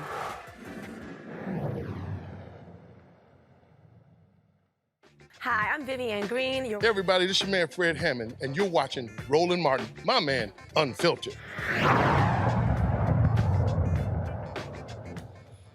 Folks, the Justice Department, they've released a new video showing the actions of those moral degenerates who tried to storm the U.S. Capitol on January 6th. Yes, I call them white domestic terrorists. And you had some black folks and others thrown in there, but they were largely white folks who wanted to overthrow the Capitol to stop them from certifying the election for now President Joe Biden. They did so at the behest of that thug, Donald Trump. Watch this. If you want to understand, like now, I've had all these fools on my Twitter timeline in the past 24 hours talking about, oh, it was just they were taking selfies on that day, and they was just the only person, who got murdered was Ashley, Babbitt. No, she was a thug who tried to storm a barricaded building. So if you want to understand all these people and how they're now they're claiming false flags, check these fools out. Watch this video. Close this door in the U.S. Capitol, but you see these fools on the other side trying to use chairs and trash cans to keep the door open. Oh, you see them attack a police officer with a trash can? You see that? This is actually what happened. The video was just released. You see how many of them, wearing gear. And so I had a bunch of these old thugs on my Twitter timeline talking about how, they were peacefully escorted into the Capitol. They were allowed in, no problem, by the police. Really? That's what we're seeing right here? That's what we're seeing right here. This shows you the thugs, the terrorists that Donald Trump unleashed on the United States Capitol on January 6th, and for every single person on Mokongo who continues to try to make excuses for these shameful thugs, shame on them. Definitely my first time seeing that one, and it speaks more to the point of why Alex Jones was subpoenaed along with some others today, because they talked about the January 6th commission. They have the receipts, man. They talked about all of the stuff Alex Jones said, what he said while he was there, where to go, and the like. This was all orchestrated. And not only were these guys in there committing acts of terrorism, they thought that Trump was going to be with them because he said, I'm going to be there with you, and then went back to his little bunker to watch all of this go down. One of the challenges that I have a problem with is that we are not seeing cameras in these federal trials of these guys, because they look all big and bad when they're down there at the Capitol, but when they get in front of these federal judges, they are whimpering, apologizing, and the like. They all need to be put in jail. They all need to be, and on top of that, they were cowards. You're going to push a woman through that window and not go in there, on some man stuff, and you're supposed to be all big and bad. These are like terroristic cowards, man, and they all need to be incarcerated for the maximum length of time. And speaking of time, I just feel these trials are taking way too long. I know we got the QAnon quote-unquote shaman, who got 40-plus months, and some other people. But it's been too long, Roland, and some of these guys are just walking free, chilling, they'll be in federal court, apologizing, and then they'll go on like Fox News and say, oh, yeah, this is a persecution. I'm glad you're showing these videos, man, because they all need to be put on blast. And all your Twitter feed family or not family, more like foes, need to see that as well. Bottom line here, Julian, these are thugs, and I can guarantee you, first of all, that would have never happened with black people, because when Black Lives Matter came to protest in the Capitol, they had massive security force. That's how they treated black folks. They allowed these crazy, demented, deplorable white folks to run amok. Crazy, demented, deplorable hoodlums. And again, the flip is always, if this were black people, what would have happened? There would not have been one dead person. There would have been armies of dead people, dead black people, because we are not allowed to act out our rage, but these folks act out. And then it was not even about their rage. It was about their sense of entitlement. They wanted the orange orangutan to be president. Orange orangutan lost the election. They could not stand the fact that they lost the election, and so they decided to overturn it. Like Omakongo, I had not seen that video before, but that video is outrageous. But the entire situation is outrageous. And even more outrageous is the fact that you still have people lying. You still have that orangutan running around saying the election was stolen. No, the only thing that was stolen was his brain, and some years ago. So I look at that and I shudder because the level of inequality, and again, as I said earlier in the program, Roland, the persistence of white supremacy. That is why Omakongo is taking so darn long for these trials to happen, because there are sympathizers. They could not have done any of this stuff had the Capitol, some of the Capitol Police, some members of Congress, and other people enabled them. And those are also the people who need to go to jail. Absolutely. There is no doubt their involvement in that. Let's talk about Black Lives Matter, where support has been declining according to a new study by Civics. Out of those surveyed, 44% are in support, 43% do not support Black Lives Matter, 11% are indifferent. Of course, 1 month after George Floyd's death, Black Lives Matter saw its peak support at support go to 52%. That was in June 2020. Of course, the movement was founded in 2013 after the acquittal of George Zimmerman, of course, the white man who killed 17-year-old Trayvon Martin. This is no surprise that this actually happened. The support drops. We've always seen that. And the reality here, Omakongo and Julian, and for everybody out there, Amisha lost internet. Her internet crashed. That's why she is not on the show when she's been trying to get back on. And so that's why she's not with us. The thing here, Omakongo and Julian, is that, and I keep saying this, in the history of America, black success or black advancement has always been followed by white backlash. It has never been sustained. We've seen this. You can go back to the Civil Rights Movement, Black Freedom Movement, where Dr. King, his numbers plummeted in 1967 and 68 when he opposed the Vietnam War. Black people were pissed off that he chose to do so as well. We can go back to every single moment. So this is no shock at all. But I do think it's important, though, that when we talk about the difference here, is that also in many ways we have not seen the massive protest that we saw consistently when President Obama was in the White House, the type of actions we saw after George Floyd. And I dare say the Black Lives Matter movement, the actual organization, and others have to also reassert themselves, because part of the whole deal, part of the appeal also, is the continued sustained action.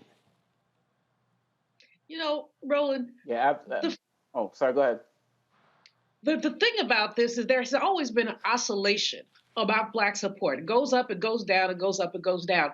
Part of the issue, with all due respect to Black Lives Matter and its leadership, is that sometimes we get entirely too complacent. Black Lives Matter has this huge foundation with piles of money, and good for them. But can some of that money be used for organizing? Can some of that money be used to take people to the streets? I'm not surprised again at the oscillation. What I'm saddened about is that we have different skills than we had in 1968, different tools, the internet, all this. Why can we not sustain a movement? Some people are indifferent, some are apathetic, and that's unacceptable. They're going to be apathetic until they roll up on the wrong police officer who hits them up the side of the head for nothing, and all of a sudden we're energized. We have to do this work, not case by case, killing by killing, but systematically. Omakongo?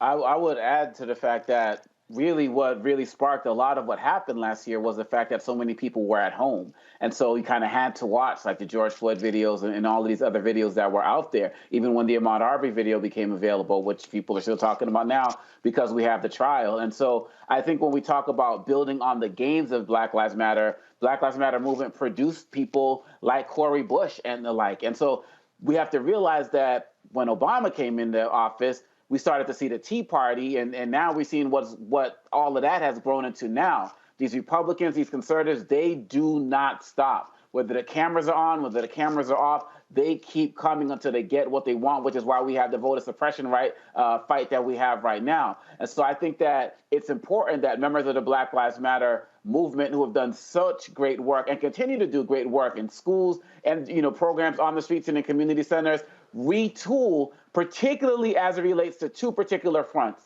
The political front, as it relates to candidates coming up for office in 2022, and also on the financial front, as it relates to the economic boycotts and putting pressures on some of these organizations, like we've said here multiple times, who have chanted Black Lives Matter, but have turned around and gone and support people like Madison Cawthorn or Fox News and the like, and heighten that pressure as well, because I think that's also something that's going to garner more of those people who we may have lost now that the world has opened back up again, and a lot of people have a little bit of fatigue as they're out there living their lives.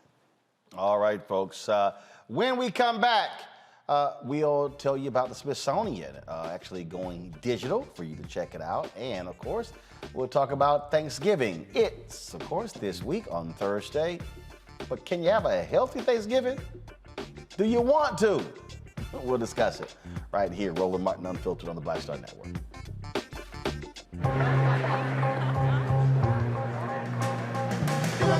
Are the stars out tonight?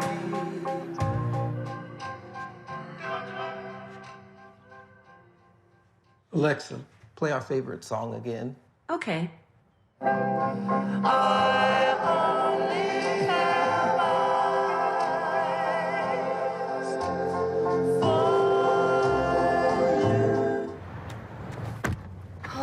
That spin class was brutal. Well, you can try using the Buick's massaging seat. Ooh, yeah, that's nice. Can I use Apple CarPlay to put some music on? Sure, it's wireless. Pick something we all like. Okay, hold on. What's your Buick's Wi-Fi password? Buick Envision 2021. Oh, you should pick something stronger. That's really predictable. That's a really tight spot. Don't worry, I used to hate parallel parking. Me too. Hey. Really outdid yourself. Yes, we did. The all-new Buick Envision, an SUV built around you, all of you. Betty is saving big holiday shopping at Amazon. So now, she's free to become Bear Hug Betty. Settle in, kids. You'll be there a while. Ooh, where you going? Y'all know who Roland Martin is. He got the ascot on, he do the news. It's fancy news. Keep it rolling. Right here. Rolling. Roland Martin. Right now. You are watching Roland Martin, Unfiltered. I mean, could it be any other way? Really? It's Roland Martin.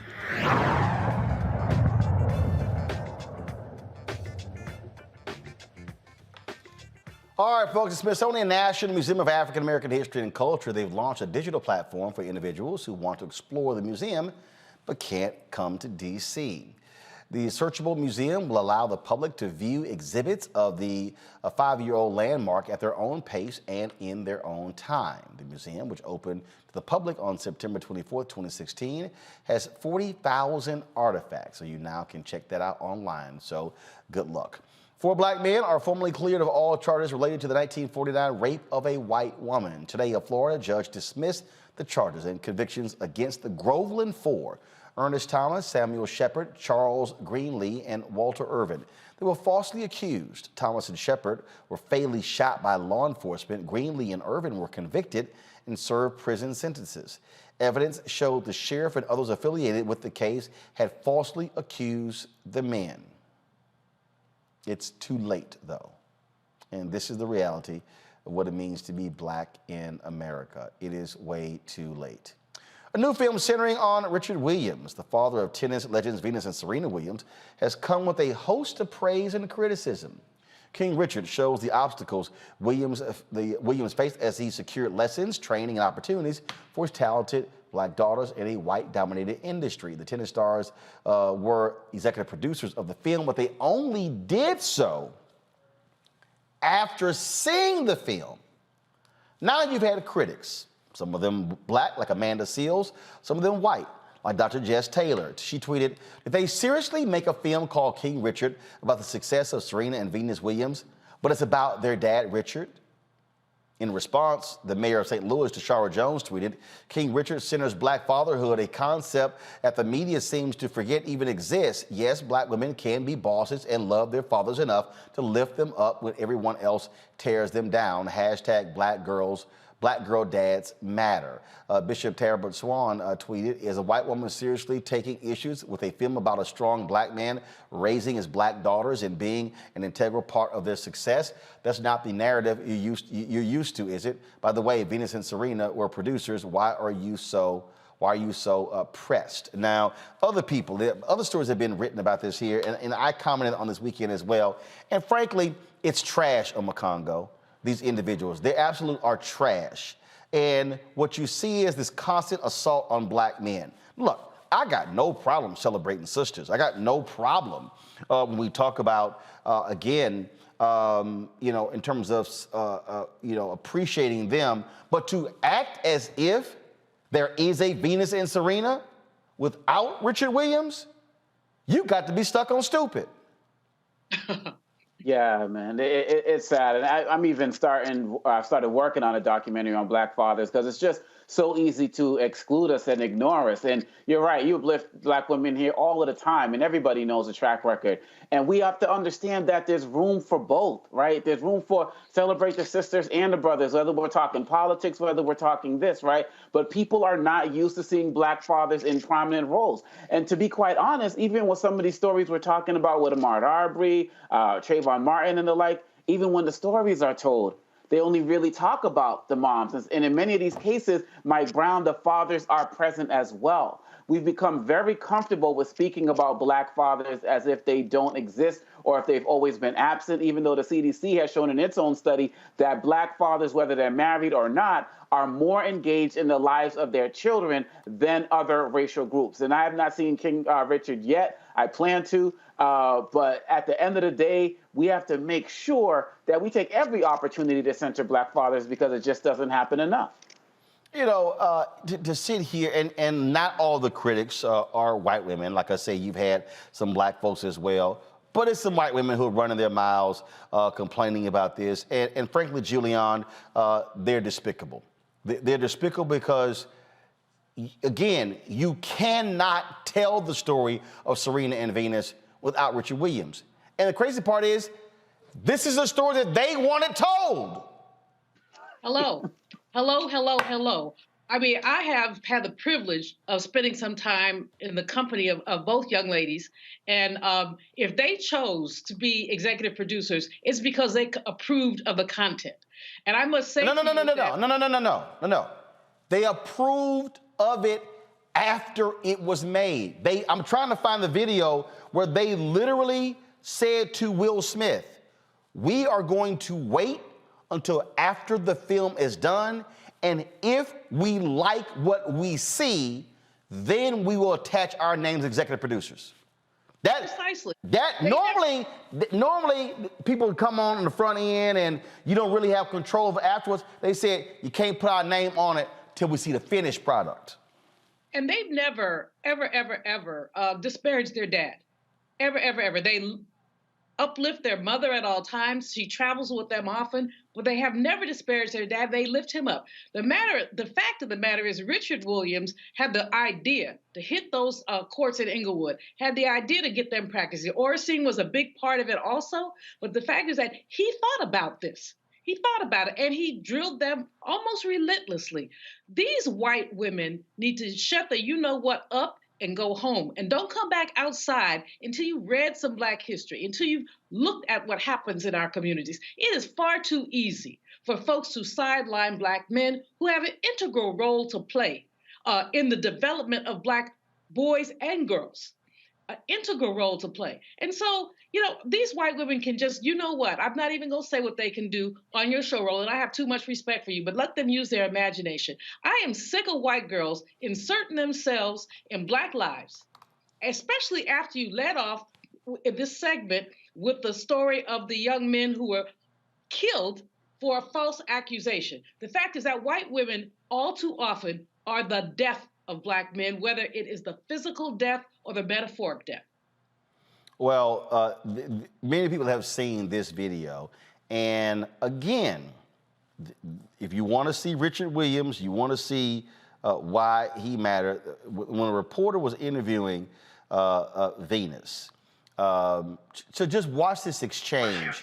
And what you need to also understand, the tennis community, this is why they despised Richard Williams, because that black man stood up to them and said, y'all ain't running this, I am. Your whole ass and me gonna be in the grave. When she say something, we done told you what's happening. You know, with a little black head. We're gonna sit here. Hold on one second. We're gonna fix the audio here. So we've got the video playing. Got the video playing here. So let me fix that audio. So I'm gonna find a better clip so you can actually see it. And again, this is Richard. This is Richard Williams in all his glory. Check this out. No, I can get it. You know you. Very confident. Very confident. You say it so easily. Why? Because I believe it. And let me tell you why. What she said it with so much confidence the first time.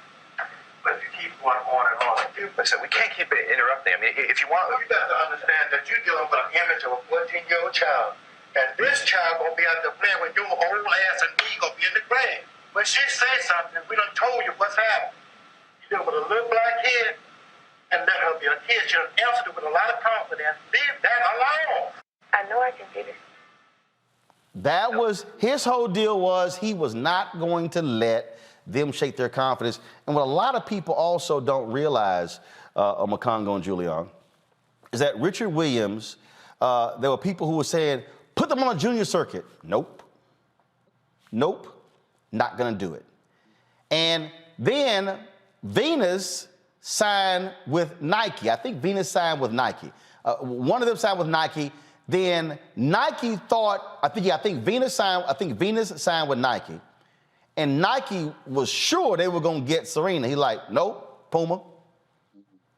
He controlled that deal, and they hated that black man. They wanted to take over and run the careers of both. He said, hell no, y'all ain't doing that. And he forced the tennis industry to deal with the racism that existed in the industry. You know, Roland, one of the things. Absolutely. One of the. Julian, hold on. I'm a Congo. You go this first time, then Julian, go. Well, one of the beautiful things about that video with the reporter is that, you know, he did that in front of her, you know, to show her the importance of not being scared and standing up. And that was very powerful. When you talk about tackling the racism in the industry, every time we watch them, you know, when you see other white tennis players, people talk about how graceful they are, but with the Williams sisters, it was always about how strong and forceful they are. You know, he understood all of that. He plotted this even before they were born, as they said.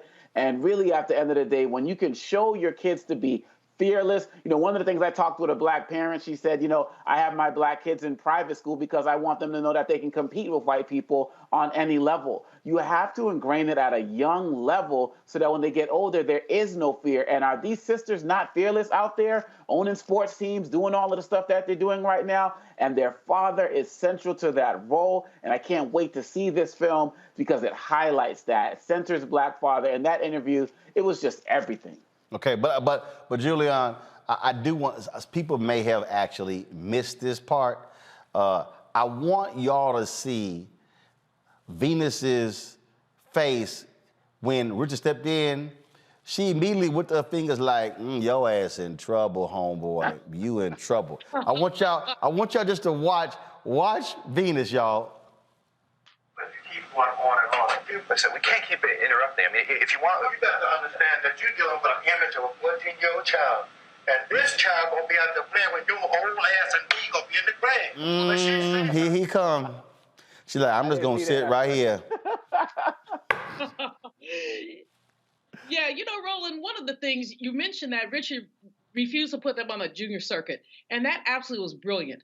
I have colleagues and friends whose girls and boys have been on the junior circuit. You combine mean girl syndrome with white supremacy, with the competitiveness of the tennis world, and what ends up happening is these young girls get broken down. I mean, because I've had a colleague who talked about how people cut their racket strings, put feces in the girls' shoes, These white girls want to win at any cost.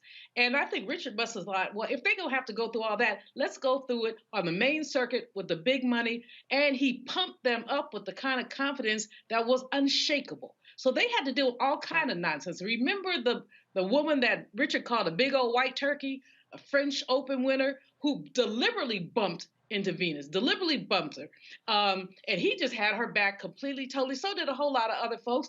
But he had instilled in them, essentially just an infallibility so that even when they lost, and like Nikki Giovanni used to say, even my errors are correct. And so that's what that black man did for those black girls. And he should be celebrated. I can't wait to see the film either. I really do want to see it. But I want to say kudos to Richard Williams, kudos to Venus and Serena, kudos to Oracene Price. This is an amazing family, and to Isha and to Lendea, the rest of them, because that is a powerful family. Well, bottom line is this here. You sit here, and look, a lot of people hated Tiger Woods' daddy, and guess what? Y'all, and again, this ain't no disrespect to single mothers, but they can't stand it when a black man is there with his child. And so to all y'all haters, shut the hell up. King Richard, he the king. And when you come for the king, you gonna sit here and get smacked when you come for the king. Let me go to a break. We come back, we'll talk about Thanksgiving, eating healthy. Is that even possible? Next on Roland Martin Unfiltered on the Black Star Network.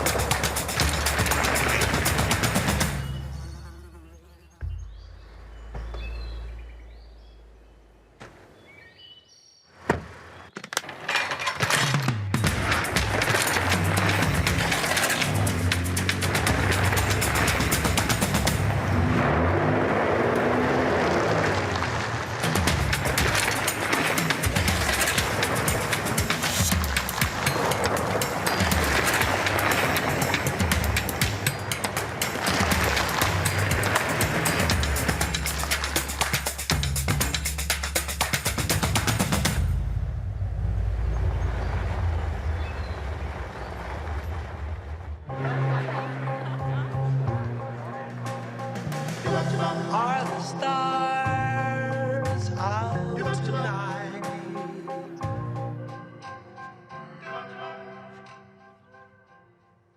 Alexa, play our favorite song again. Okay.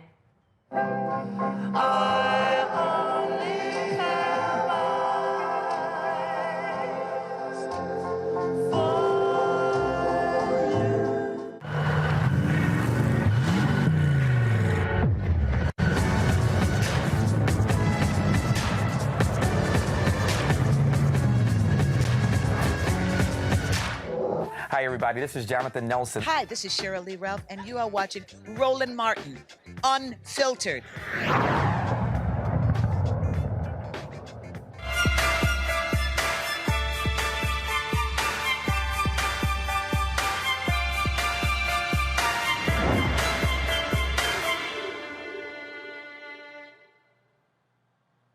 All right, folks, Thanksgiving, Thursday. And we already know what's gonna happen. Folks gonna be sitting here, they already preparing their food, they already getting the side dishes, the main dish. Y'all know I'm gonna be eating gumbo. And so, can you have a healthy Thanksgiving? You know it's gonna be that person gonna come to the house and they're gonna be sitting there trying to have y'all have a vegan Thanksgiving. They're gonna be trying to tell you don't do the turkey. They're gonna try to tell you how to fix the sides a little differently. So what should you do this week? How should you handle yourself? Well, let's go to personal trainer Rod Johnson, Steel of Fitness in Atlanta, with some ideas. All right, Rod, what do you tell your clients this week? What do you tell them to do and not to do?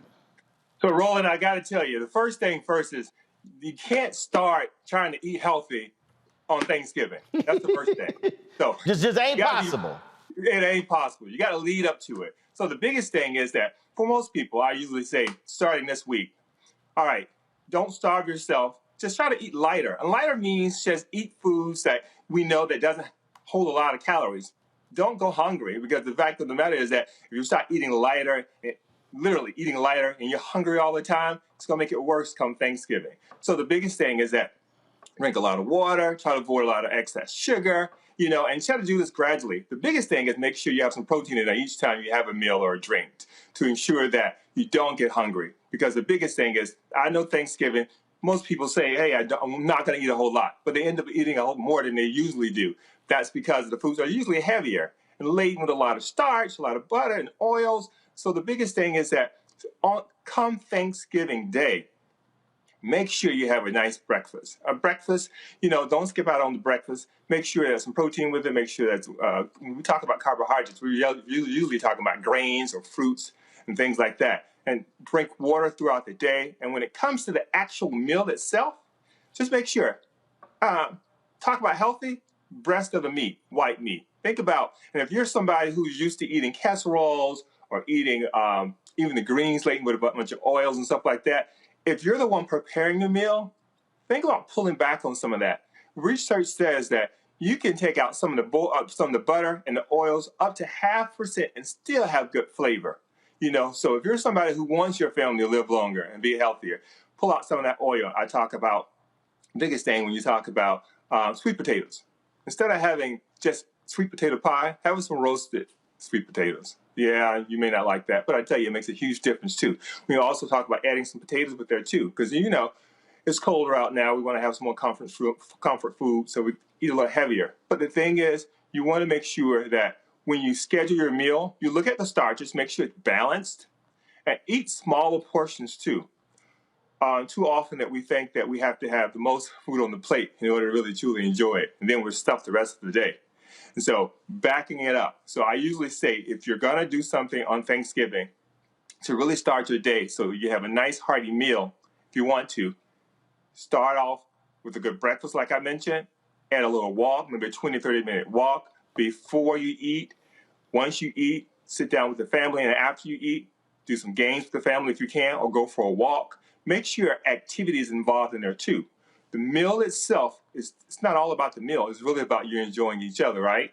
But the food is the biggest thing that most people eye on. So really balance that out. And I usually encourage most people to really think about what are their goals beyond Thanksgiving Day. Because eating the same foods every single day beyond Thanksgiving is going to turn into a whole lot of ugliness. I know, Roland, you talked about earlier about being down 20 pounds. Most people are that and up since being in the pandemic. So you don't want to leave Thanksgiving adding another 5 and 10 pounds if you're eating that food and the next day and the day after that.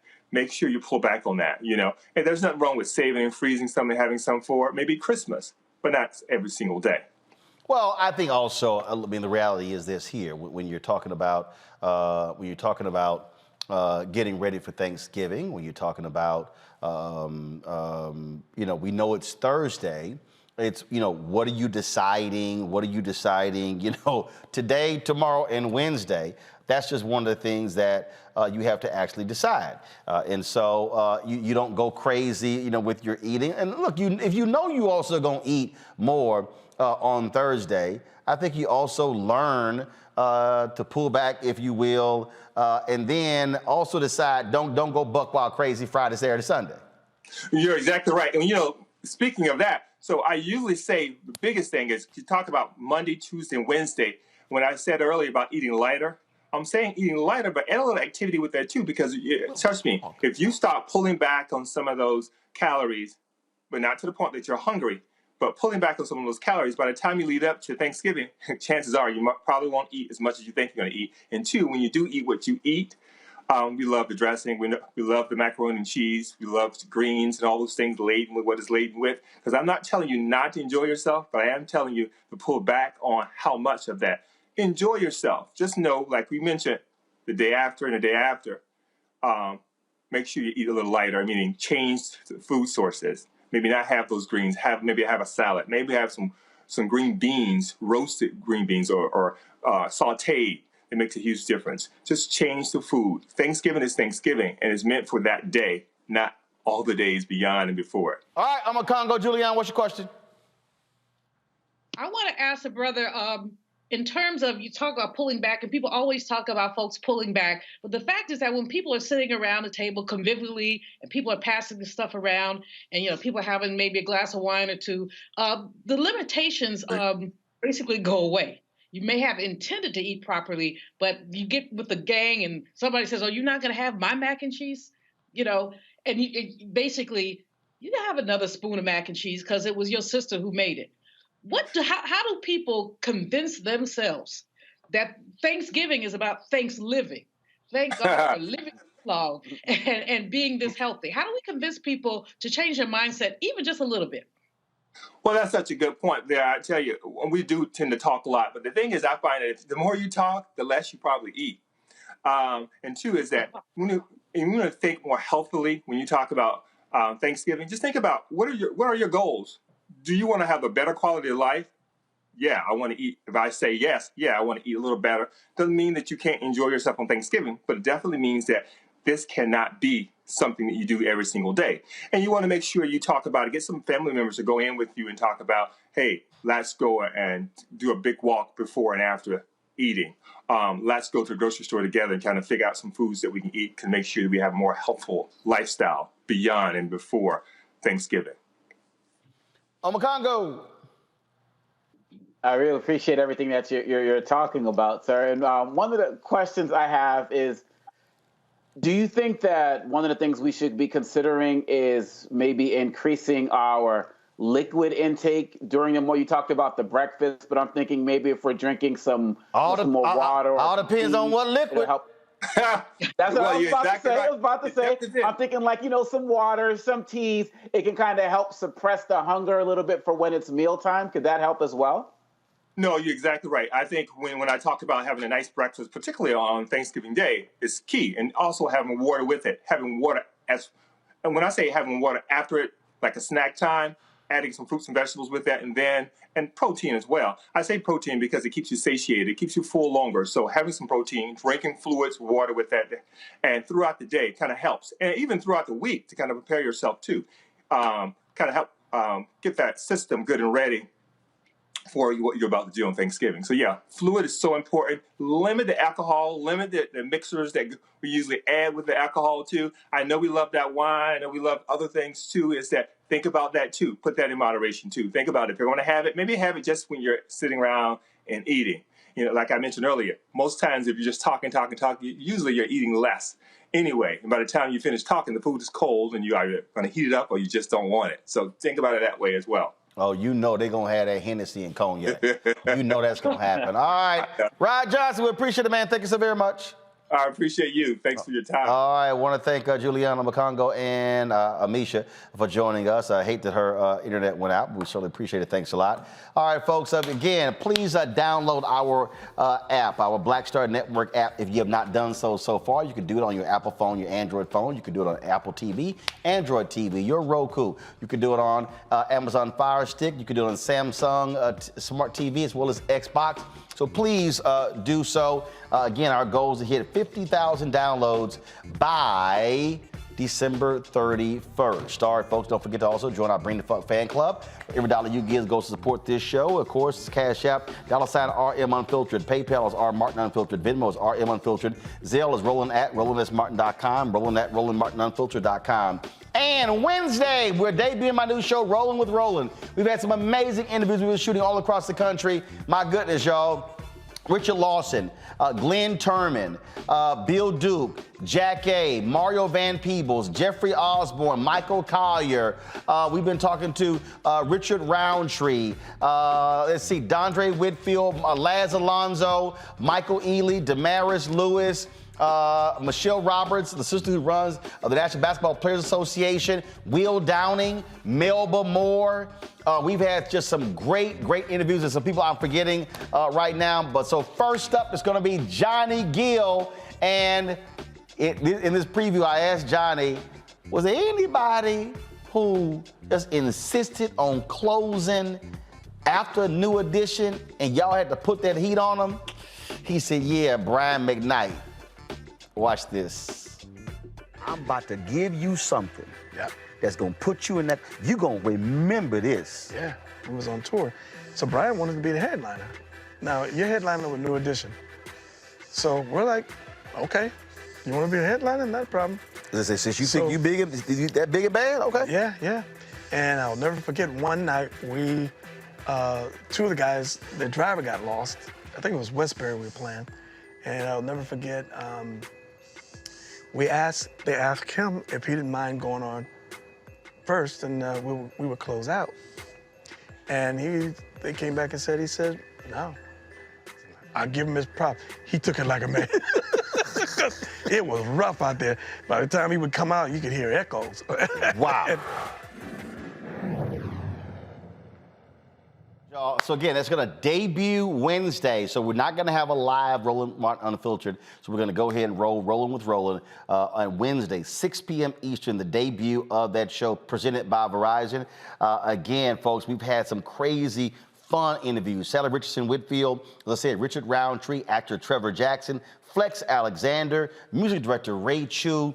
I mean, we've just had some fabulous interviews. We're gonna drop a new one every 2 weeks, and so we're gonna debut it on the Black Star Network. We've got some other shows that we're launching as well. Can't wait to tell you about that. And so again, first one up, our show on the Black Star Network drops on Wednesday. All right, I'll see you guys tomorrow right here. Roland Martin Unfiltered. Grambling, I'm rocking y'all gear. Bayou Classics this weekend. Southern, y'all want me to rock your gear? You got to drop something in the mail. Just saying. Holla!